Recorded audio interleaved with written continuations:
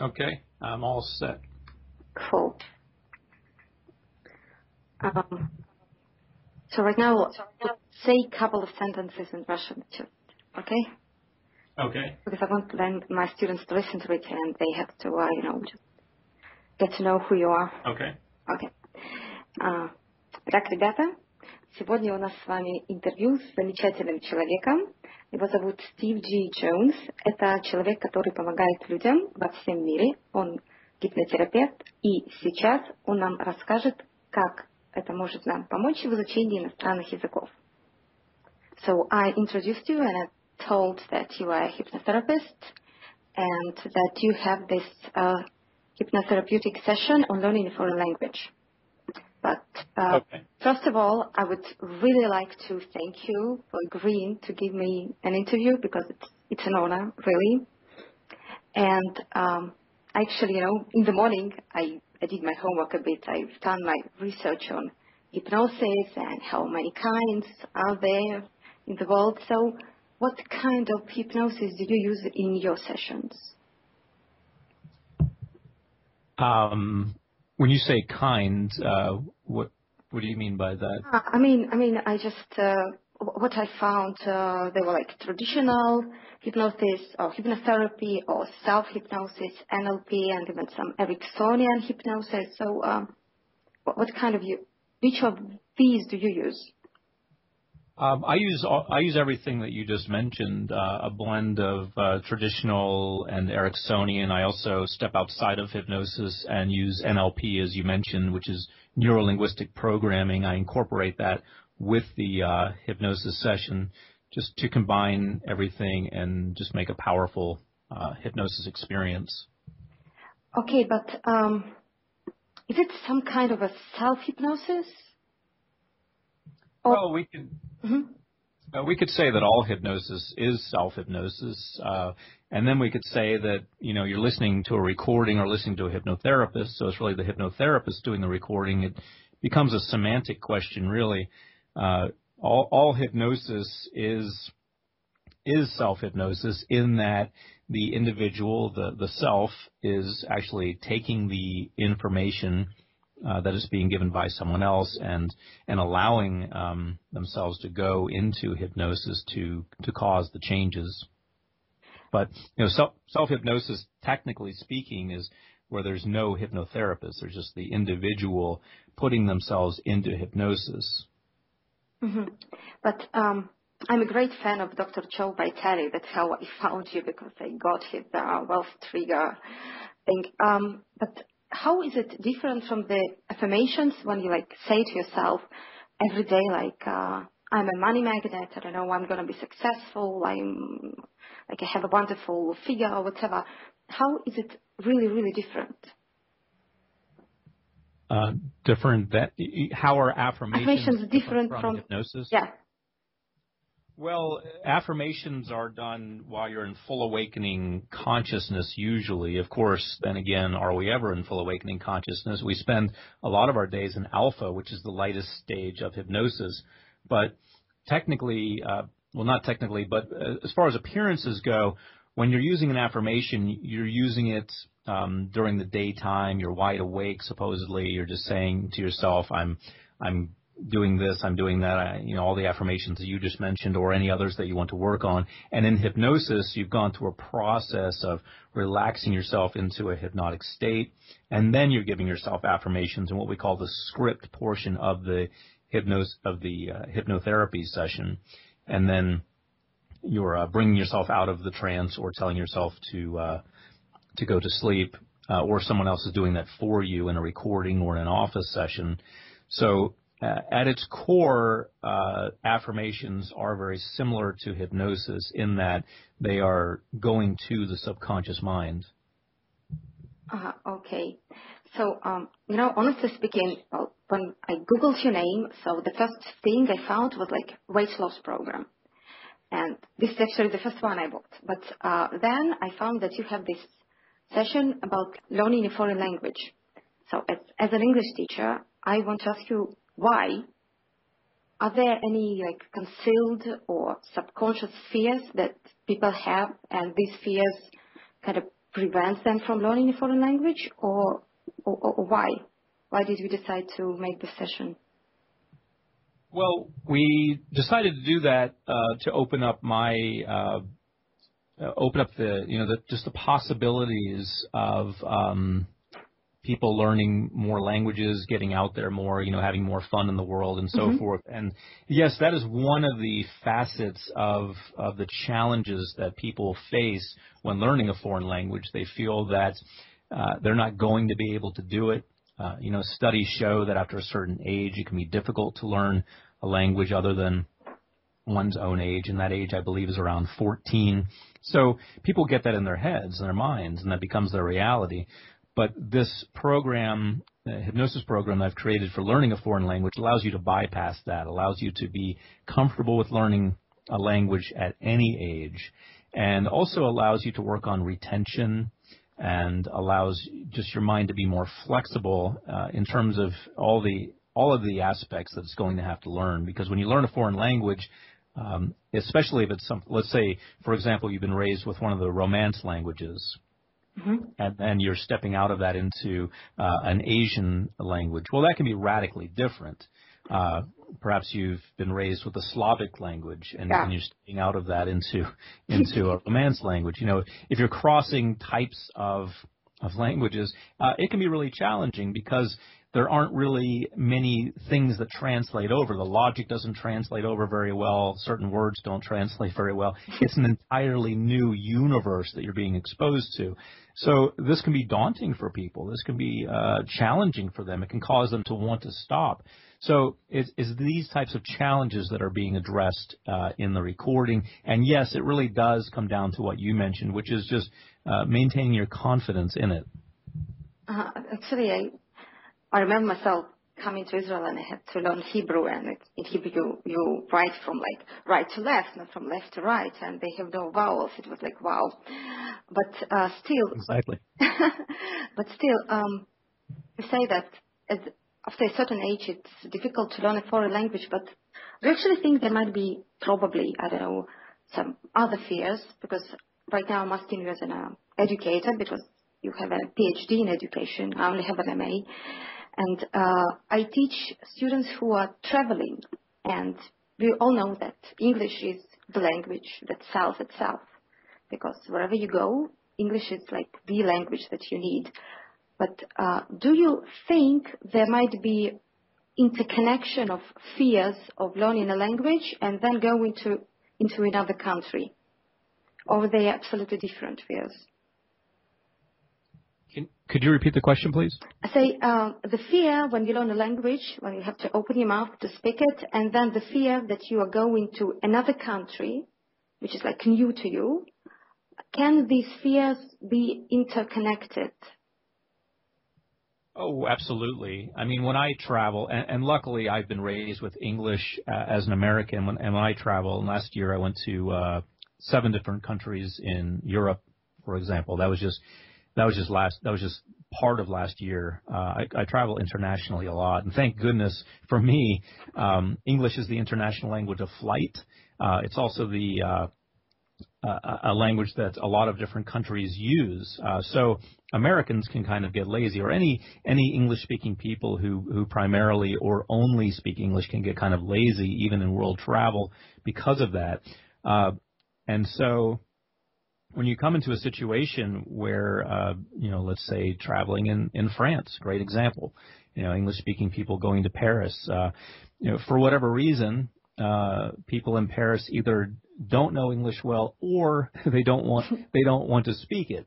So I find myself speaking Spanish to Parisians. They speak a little Spanish, and so do I, or at least that's the language that they prefer to speak instead of English. So that's how we communicate. So for me, that creates a little bit of pressure. I don't know much French. I know a fair amount of Spanish, and I have a good mastery of English.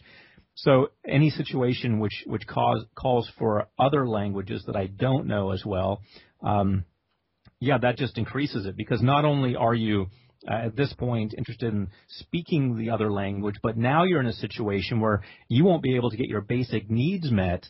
You won't be able to find a bathroom or a hotel or some food unless you're able to figure out a way to communicate in the environment. So I believe that definitely adds a level of concern above and beyond just the pressure of learning a language.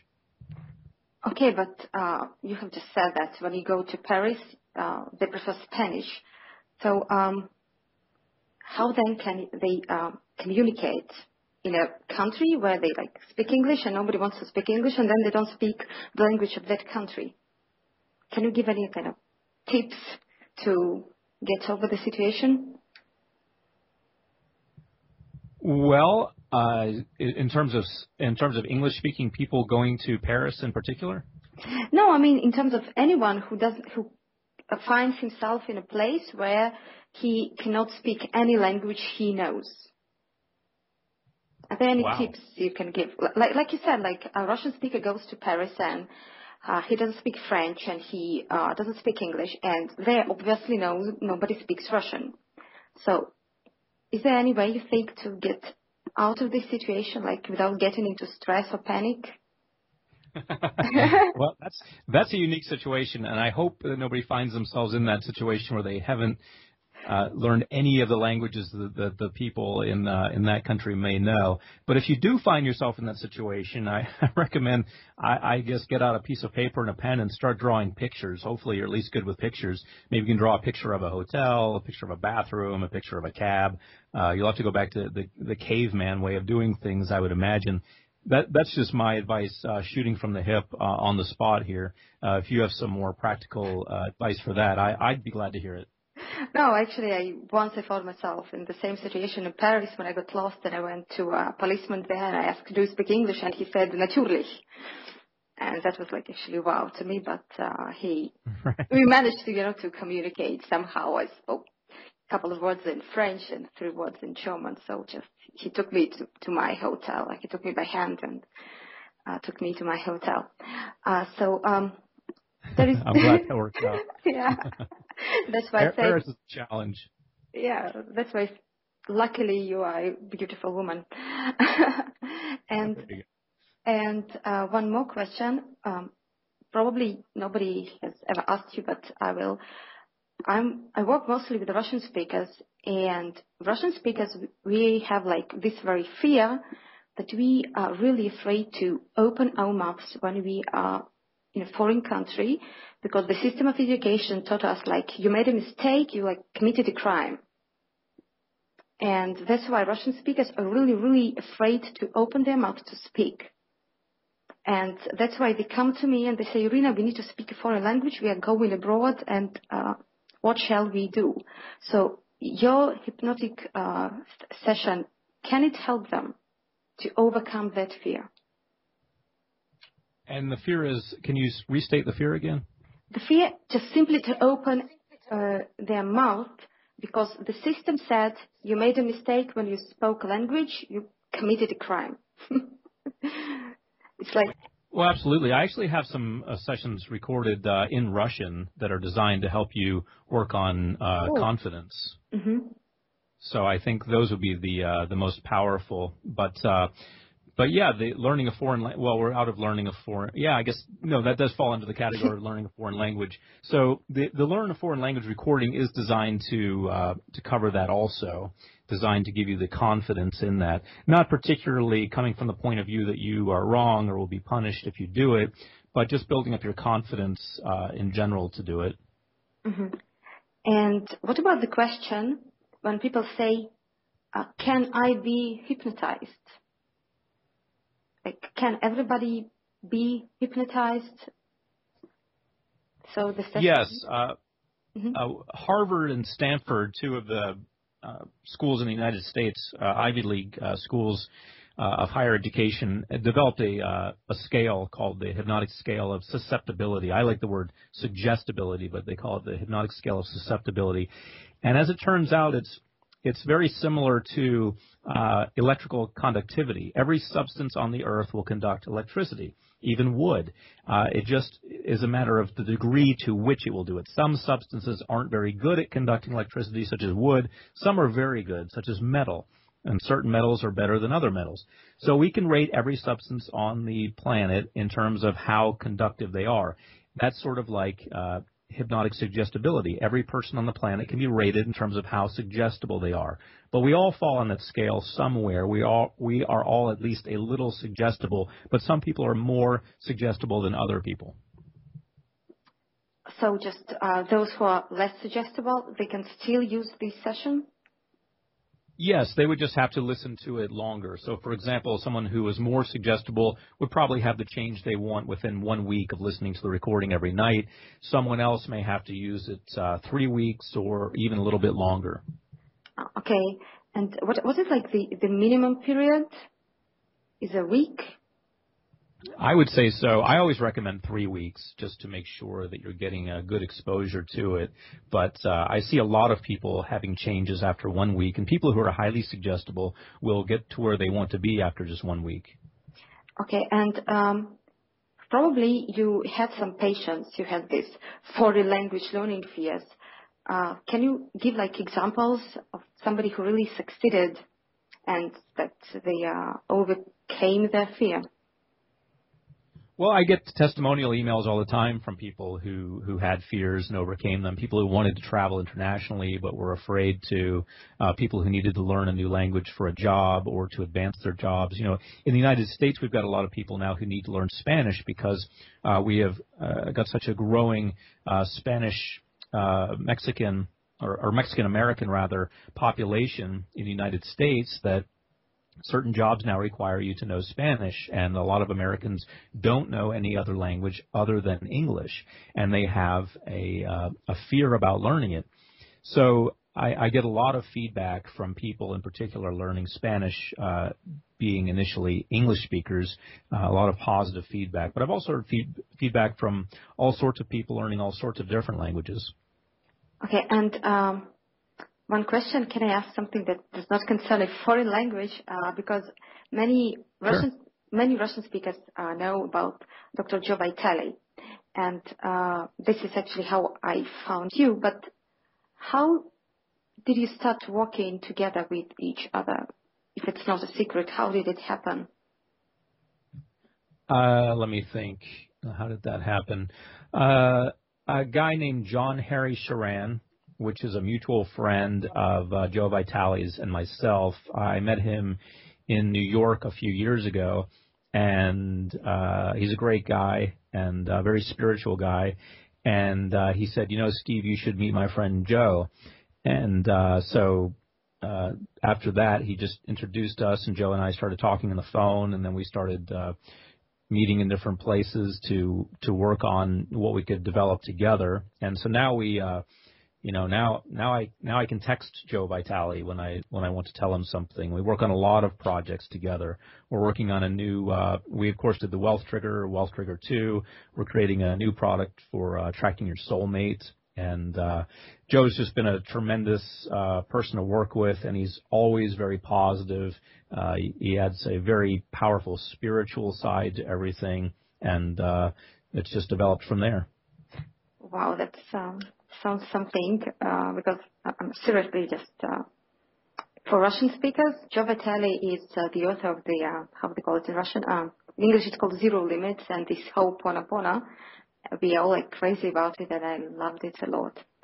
So really, I don't want to take your time, and I really, really want to thank you because this was a tremendous interview, and I'm really grateful that you replied my email with a yes answer. Oh, my pleasure, Irina. Anytime. I'm glad to help, and thanks for making this possible, and thanks for helping so many people overcome their fears of learning a foreign language. And thank you, and I hope we can recommend right now my students your session, and they can enjoy it, and finally they can go on to the trip of their lives. Absolutely. I think that's wonderful. Yes. Thank you so much, and I hope we can be in touch. Okay. I'll look forward to it. Thanks again, Irina. Thank you. Thank you.